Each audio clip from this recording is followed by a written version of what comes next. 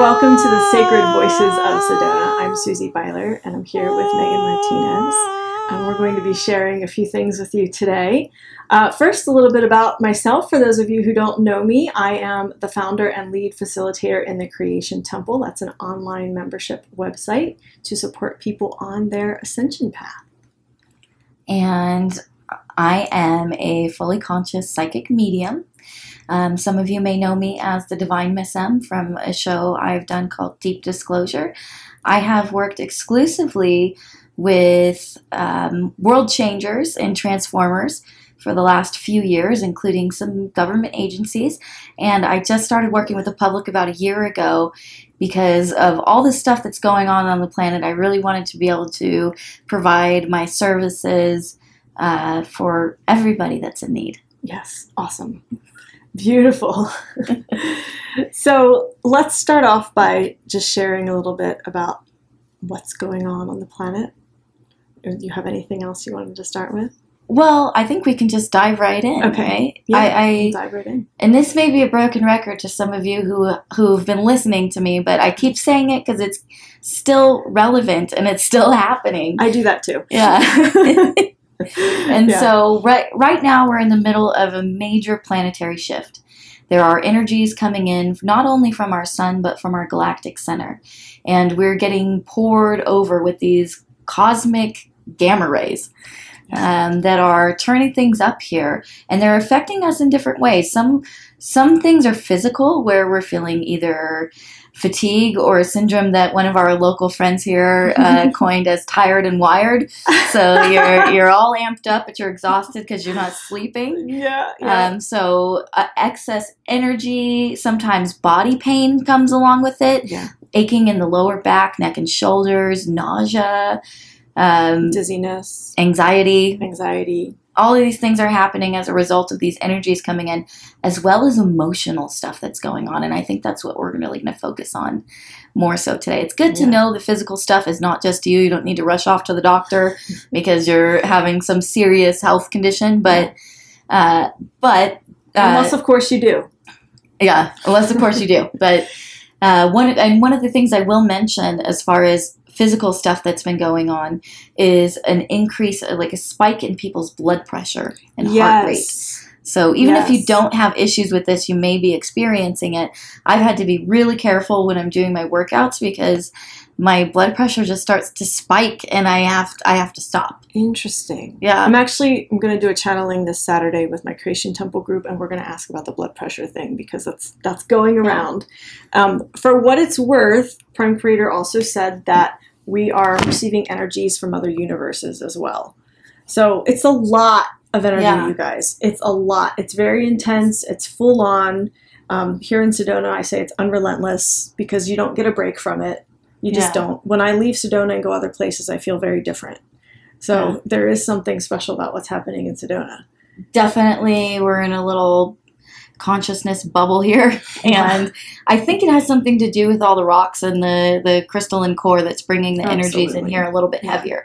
But regardless of that, everybody is feeling it. And one other thing that I would say is that I do channel higher dimensional beings. Some of them you may recognize as the Ascended Masters. And they share with me what's going on. And one of the things that they said could happen as a result of these energy waves, or the big event that's happening, is that people could have heart attacks or strokes because of the higher energies and it boosting their blood pressure. So that's also another exciting thing almost, and not a negative way. But it's exciting because it shows that we are in the middle of this shift. It is happening now. Yes. Some people are waiting for this big event, and I'm not saying that's not going to happen, but it's happening now. Yeah. We're in it. We're in the midst of it. And this is something also, just to corroborate what you're saying, that Prime Creator shared years ago, that this would be happening, that people would be having physical symptoms. Some people would leave the planet. People would be passing on. People would develop sudden illnesses, like all of these things that you're seeing around you. This is due in part because of these waves coming in. And these waves are triggering in some ways because they are illuminating, they're shining the light on our shadow. And we've been talking about that the past couple days. I've had massive things come up for me that I'm like, wow, I didn't realize that my cellular trauma was still so deep and unhealed. Yeah. It's bringing up stuff I didn't know was in there. Yeah, it's blowing me away because I've been on this path for over 14 years. I've been doing this inner work intensely that whole time. Like out of the gate with my awakening, I was intensely doing my inner work. So it's not like I've brushed stuff aside or, you know, haven't dealt with something that's come up. It's, you know, I've been doing this for a long time and it's still, but there's some stuff that's packed in there deep. Yes. And what I've always been attempting to achieve is something that the Tibetans call luminous emptiness. And you're removing all of the stuff, all that baggage, all those boxes of packed away stuff so that you have more room for the light to weave into your body. And so for me, I'm finding stuff that is coming back from when I was in diapers that's like popping up for me that I did not know was still in there, that I had packed so neatly into a little box and put it so far in the corners of my mind that I didn't know that it was there. So Spirit recently told me that we need to integrate to liberate. So integrate those shadows, integrate those boxes that are packed away so that we can liberate ourselves from carrying them for the rest of our existences, because they don't just affect us in this lifetime. They affect us in multiple lifetimes. Just like Susie was saying, that cellular trauma that's in there. That's not just from this lifetime. No. That's from so many other ones. Yes. And that's kind of the problem, if you will. With some of the stuff we're dealing with, we don't consciously remember. But it's stuff that happened eons ago. You know, it's just so deep in there. Yeah. And as well as the traumas of our ancestors. That's right. And that's something that's been coming up in readings a lot for people that I'm working with. And a lot of people want to discuss their mission and their purpose and why they're here. Mm-hmm. And so when exploring that, I've discovered that, and this is, I think, very unique to the time that we are in right now, because typically karmas are your own to deal with. The ones that you accumulate through your lifetime, they're yours to deal with. You don't clear other people's karmas or traumas for them. But we have people that are incarnating into us ancestral lines to clear the trauma for that line. I know that I do that. I still have a little trouble with that concept, because why am I doing something that's not mine? Why am I taking on a mission that's not mine? Like, that's not my responsibility. And yet, from a soul perspective, I do feel that this is what I'm doing and this is what I came here to do. So I have a little disconnect with that. Yeah, there's like a whole, not my monkey, not my circus. I don't need to deal with this. My plate is full enough. Right. But also we're here to be in service. And so for some of us, that soul is here to serve in that way. That is the service agreement that you entered into when you incarnated here. So that's why I'm saying it's a rare thing. I think it's unique to our time and where we are right now. Right. Because I believe that the earth exists for a reason. There's a reason why we have a third dimensional reality, even though there's a lot of trouble here. It's hard. People suffer. That's undeniable. Yeah. But it has to exist for a reason. There has to be a reason why Prime Creator or the Elohim beings that contributed to the creation of this made this place. Why would they make it? It wasn't just to punish us, right? Because they love us. Right, right. Being here is not a punishment. That's really important to remember when you're in the deep midst of the suffering. It's really important to remember this is not a punishment, what you're experiencing. What you're experiencing is you're being the alchemist to transmute all this stuff. And it's not fun necessarily. It's empowering. It's amazing when you do it. It feels really great then. But when you're in the middle of it, it sucks, right? Yeah, it's not always fun. It's not always fun. But it is a gift to be here. And it is a gift to have this physical body. And that's something that I've been exploring a lot lately because of my trips into the astral realms, past the physical world, into what is just energy and sacred geometry. Mm-hmm. Out there's no separation, and so you're just a part of the divine flow. You're just a part of everything. And while it's really beautiful and like overwhelming almost, it's also really scary because it's so much. It's so intense, and in order to experience all of that, you have to have a tremendous amount of energy, and you have to have a really centered, grounded being before you can join with the we and join with the oneness. And so this physical form is a gift. It's a gift that gives you respite from that until you're ready for it. This is really important. The being grounded and knowing yourself before you're part of the we. This is something I talk about a lot because everyone wants to be in unity. That's like the dream, right? That's the utopian dream. We want to be in oneness. We all just want to get along and kumbaya and all that. And until you have really mastered being human and being this, and in some ways mastered the separateness, how are we going to come together with all our crap, all our cellular trauma, and be in oneness? I'm sorry, I don't want to be in oneness with your cellular trauma. Like, I don't. I've got enough of my own to deal with. Why do I want to join up with everyone else's cellular trauma? You know what I'm saying? Yeah. It's really important that we master this in our own healing before we can come together. I think that's true. I've spent my entire life living in community, and there are a lot of opportunities to be triggered when you live in community. I love how you say that. It's so nice. Because you are dealing with a lot of personalities, and everybody's perception of the reality that we are experiencing is different. So all of it's going through their filter of their subconscious mind and their personal experience. Right. And that's being projected onto the dynamic between us as a collective. And so there are a lot of opportunities to be triggered when you're in community. And sometimes that's a good thing. I think it helps us work. It helps us heal. It helps us do our work. But this is something else that we're talking about that I think is interesting to bring into this topic today, because why are we going through all this energy stuff? We're doing it so that we can exist in a different way, so that we can move beyond the third dimensional reality existence, right? Yeah. Well, what does it take to live in a higher dimension? What does it take to be in the fifth dimension, to be beyond the, let's say, monetary system that we're in today? Well, the only way that something like that works is if everybody participating is part of the we. And so there is no room for the me frequency in the fifth dimension. It's all about the we frequency. It's all about becoming one and putting the needs of the collective above the needs of the individual. And that means vulnerability, transparency, being honest with yourself, things that most of us have trouble doing. Yeah.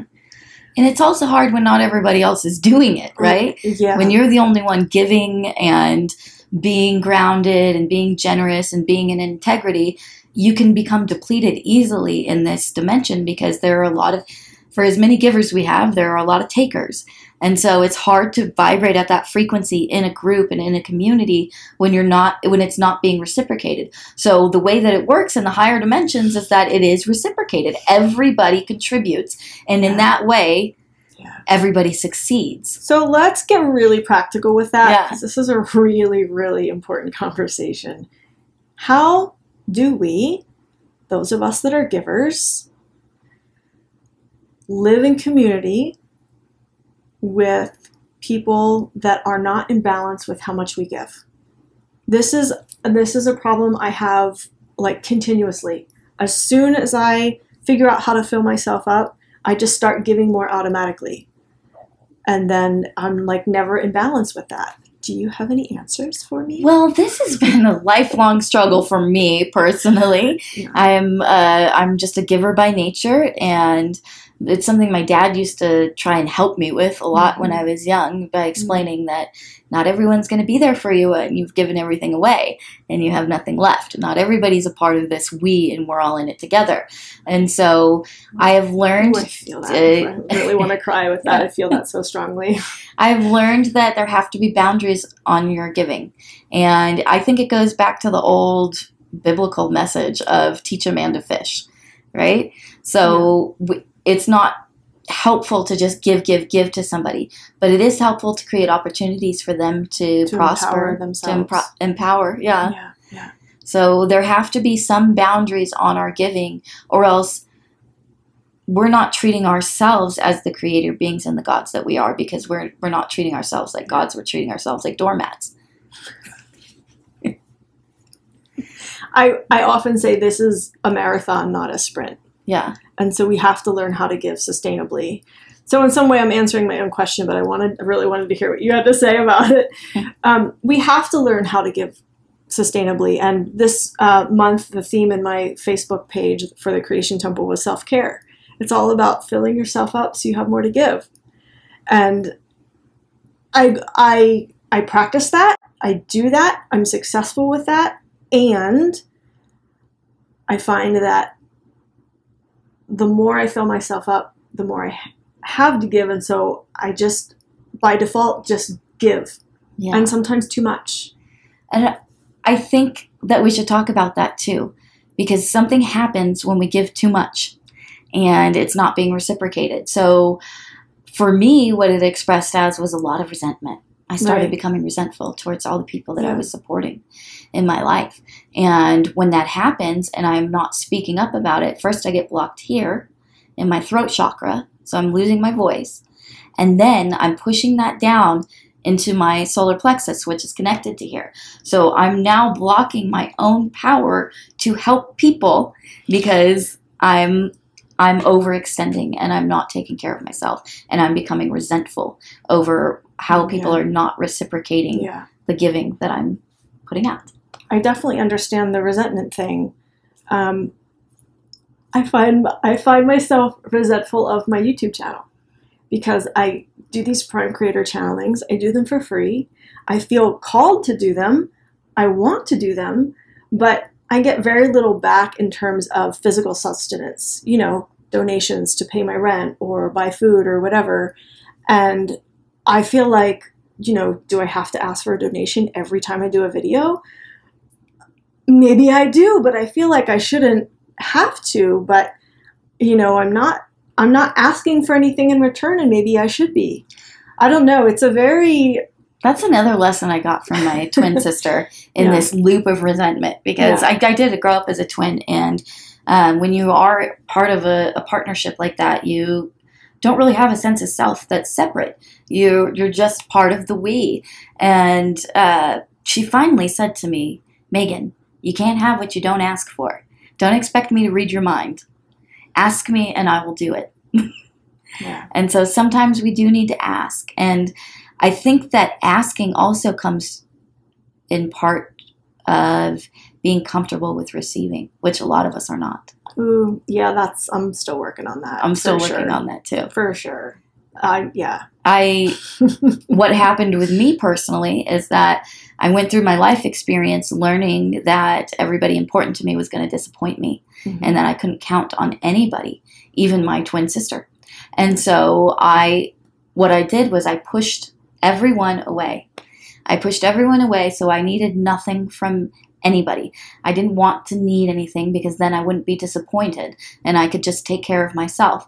Well, the universe said, that's not going to work, Megan. And so they went ahead and helped me out of all of my earthly possessions and left me in a situation where I had to survive off the generosity of strangers. And it was humbling and it was scary. And I don't think anybody needs to take that depth of initiation to learn this lesson, but it did teach me to be able to receive. I'm just thinking to myself, okay, Susie, we don't have to have big lessons like that in order to learn how to receive. Let me be the example for you so that you don't have to experience that. But maybe it is. Maybe I do need to ask. You know, because I'm coming from a place where I want to be able to give unconditionally, you know? Yeah. And so that's part of what these channeling videos are. Like, I want to give as much for free as I can, you know? I am here to be in service. I am here to give some free service. But I do find myself, getting a little resentful. Why don't people give donations for this, you know? This is a valuable service, and people watch them. People like them. I know they're helping people, so... I experience this a lot too. I mean, I do a lot for the community here, and to help people and put on events and have gatherings, create experiences and memories, and it's a huge undertaking to do that. Right. And I don't always get assistance. Sometimes it's like pulling teeth to get people to help me in the process. Though everybody wants to celebrate in it, everybody wants to experience it, but they don't want to do the heavy lifting. And so I found myself being really hurt after putting on a very major event and not having help from the community. And I had to step back and say, okay, these people aren't doing this because they don't love you or they don't support you or they're not your friends. Right. It's their own shadows that they need to work through. Yeah. We are not in control of anybody else. All we can do is be an example. Yeah. And also put up healthy boundaries. Well, I can hear, it's funny because I can hear some comments on YouTube already. Yeah. Like, you know, you should just give because you can, because you have this gift, and so you should give it, and you should give it unconditionally. Like, I've been told this before. So it's funny. I already know what some people are going to say about it. Yeah, but there's also... but that's their shadow, right? Yeah, it is the shadow. And it also... I like to think about it in this way. The universe demands balance. So whatever is taken has to be replaced. The pendulum's going to swing in both directions. Yeah. And so that's just the way that the universe works. And so when it comes to providing services for other people and using my incarnation and my gifts to improve their life, then there has to be some sort of reciprocity. Now, if you can't do the same thing that I'm doing and you can't return in that way, then money is a good replacement. It's a good exchange. It's an energetic exchange. Yeah. And it's also funny that I do these readings for people, and oftentimes I'll have natives show up that are guides or ancestors of the people that I'm reading.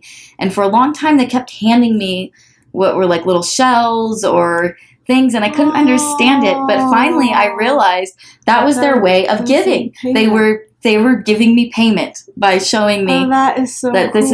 this is how we return, and this is how we give. That is so cool. Yeah, I do get it. Obviously, I mean, I've been doing this. I keep doing it, so I do get it that it may come back in a different way. It may not come back in the form of a donation. It may come back. You know, someone gives me a bag of peaches from their tree, you know, like that's payment from the universe for my service. Yeah. I get that. It comes in ways. And honestly, it's not about, it's not about what it is. It's the gesture, and it's the acknowledgement that makes it worth it. Because for some of us who are crazy givers, like I am, I go a little over the top. I can't expect for other people to be that way, but acknowledging the gift and returning the energy in a way that you can is always appreciated. Yeah. And I think we also need to explore the reality that nobody here is a slave. So why should I work for free to improve your life and spend my time doing that? Wouldn't that be slavery? Wouldn't you then be my master and I'm your slave? Ooh. So we talk about this a lot. Everyone's like, this is a prison planet. We're slaves here. Well, I don't really agree with that. I don't feel like I'm a slave here on this planet. Yeah. Or that I'm in prison, especially. I came here. I agreed to come here. Yeah, especially with how beautiful this place is. Yeah. But why should I work for free for someone else? Right. Right. So the question then for me becomes, how do I become a better receiver? How do I become a generous receiver? And I've talked about this before, being a generous receiver. But I forget about it after I talk about it. Like, I see some results, I start to receive more, and then I forget. So I like to talk about it because it does something magical. It puts some special energetic signatures in the air when I talk about being a generous receiver. How do we become more generous receivers? Accept compliments when they're given. Accept help when it's offered. I have a hard time with this on account of I can feel people's energy, and I know when something's being given out of a desire to give, and when something's being given in an expectation of return. Right. So then you can make a choice on whether or not you want to receive that. Right. I think that's very important. Yeah, because it's not always just a gift with no strings attached. Right. Sometimes it's a gift and an expectation. Right. So we can be discerning in our receiving as well. Yeah. Yeah. I I want to say struggle, but I don't want to claim that. I have struggled with that for sure, because people will offer me something like, come do this session or something. And it's like, it's not something necessarily that I need. It's not something necessarily that I resonate with. They just want to give, or they want me to experience their work or something like that. And I'm only going to receive it when it feels in alignment. And I wonder sometimes if I cut myself off from receiving because I am committed to only receiving what's in my highest alignments. What are your thoughts on that? This is something that I've experienced recently, and that I'm a self-taught person in almost everything that I do. So I'm a really strong autodidact, and I don't really resonate with other people's processes or teaching all the time. It doesn't really work for me because I'm such a rare bird. Well, because you create your own methods. And so because of that, I've turned down things and that maybe would have benefited me. And so I've changed the way that I look at it, as instead of like, I'm receiving this because I need this, I'm receiving this so that you can give it to me. I'm supporting you in receiving this. And I've done that recently, and it's turned out really awesome. Really powerful.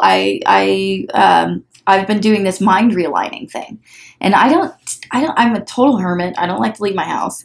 It's a rare gift that I'm here outside of my living room. So I like to be a hermit, and I don't like to go to a lot of group things because I'm kind of introverted and I get overwhelmed in groups. And so I had a couple of friends and they were like, there's this acupuncturist in town. He's doing some really cool stuff. You have to check. He's having this thing on Wednesday. I didn't even know what it was. And they were like, just come, you got to meet this guy. And so I said, yeah, I'll go support what he's doing for the community. I'll go support my friends that want me to experience whatever this is. Yeah. And I ended up really enjoying it. And it ended up being very shifting for me, being very helpful in my life. And I didn't even know what I was doing. But when I showed up in service to the community, I was able to receive an amazing gift. Very cool. I love it. So, any closing words for today's Sedona's Sacred Voices? This energy is going to continue to bring stuff up for us. Be patient with each other. Be kind. Have compassion. Be willing to forgive, because we're all going through some really intense stuff right now. So stay grounded. Drink a lot of water, and eat more food, and prepare yourself to receive these energies so that you're not getting pummeled by them, and that you're riding the waves in joy. Yeah, and that's about it. One of the things I say is invite your body to integrate these frequencies with ease and grace and efficiency. And that does help when I remember to do that. And the compassion thing, I'll just touch on that real quick. Because of what I've gone through in the past several months, I've developed a lot more compassion for myself and therefore for others. Like, I've really noticed myself soften around a lot of things because of what I've been through. And as someone who says, I create my life, I create my reality, there are things that have happened in my life that I did not create. And I'm like, how did I end up with this happening? Because I didn't create this, and I'm a creator, and I'm powerful. And so because of, shit happens. Because of those things, I've really developed a much deeper compassion. So I think that's, at least for me, that's a really important right now, compassion for ourselves and for each other, because this isn't easy. Yeah. Sometimes it's really glorious and fun, and other times it's like, this hurts like a mother effer. Yeah. Am I right? Yeah. Thank you so much for joining us in this episode of Sacred Voices of Sedona. We'll see you next time. Much love.